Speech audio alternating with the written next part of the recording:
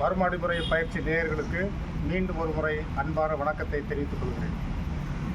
இன்று இந்த கலையினுடைய ஒரு முக்கியமான பகுதியாகிய குறுவடி கத்தி இந்த பயிற்சியினை கைப்போரினை 2 மாணவர்கள் செய்து காட்டுவார்கள். ஒரு எதிரி நம்மளை கத்தி எடுத்து குத்த வரும்போது நமக்கு அச்ச உணர்வு தானாகவே ஏற்படும். ஆனால் நம்ம கையில் குறுவடி என்ற ஒரு ஆயுதம் இருந்துவிட்டால் அந்த கத்தியே தோற்றுவிடும். எனவே தான் சொல்லுவார்கள், ஆயுதங்களில் மிகவும் ஆபத்தான ஆயுதம் குறுவடி தான். இதுதான் குறுவடி. சரிங்களா? இது எடுத்து இங்கே வேகமாக இடிக்கவோ, தலையில் அடிக்கவோ, கை காலில் மூஞ்சில் அடிச்சிங்கன்னா, முதுகெலும்பு அடிச்சிங்கன்னா அந்த அடிப்பட்ட இடம் உடஞ்சே போகும். அடுத்த உடம்பு தேராது. எந்த நீ டாக்டர்கிட்ட போனாலும் ரொம்ப ஆபத்து தான். அதுதான் குறுவடி, ரொம்ப ஆபத்தான ஒரு கருவி. கத்தி கூட இதை எடுத்து அடிச்சிங்கன்னா அந்த கத்தி வைக்கக்கூடிய கை கீழே விழுந்துடும்.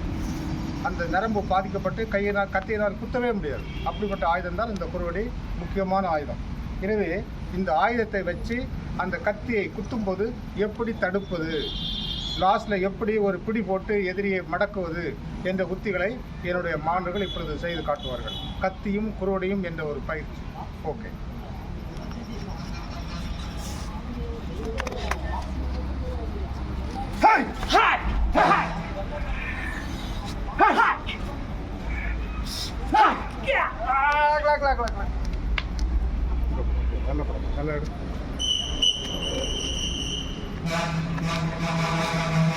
இப்பொழுது அந்த குறுவடி அவருடைய பிடலி எலும்பு, பின்தலை, கொண்டால் கொல்லின்னு சொல்லுவாங்க அந்த வரமத்து, அந்த பகுதியில் இருப்பது.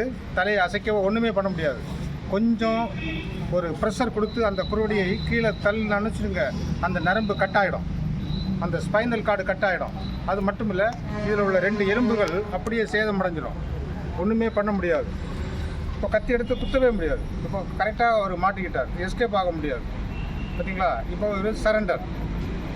இதுதான் அந்த குறுவடியை வைத்து கத்தியினை அந்த தடுத்து பிளாக், இது சரியான ஒரு பிடி போட்டு அவரை தடுத்து நிறுத்தக்கூடிய முறை. Okay, right.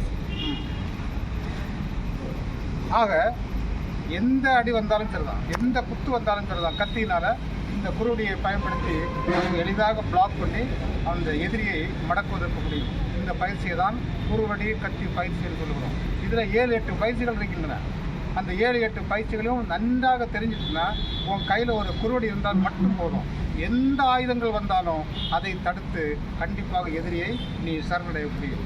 எனவே இந்த கலையினுடைய ஒரு பகுதியை என்னுடைய மாணவர்கள் செய்து காட்டினார்கள். இதனுடைய தொடர்ச்சியை அடுத்த வகுப்பில் அவர்கள் செய்து காட்டுவார்கள். நன்றி, வணக்கம்.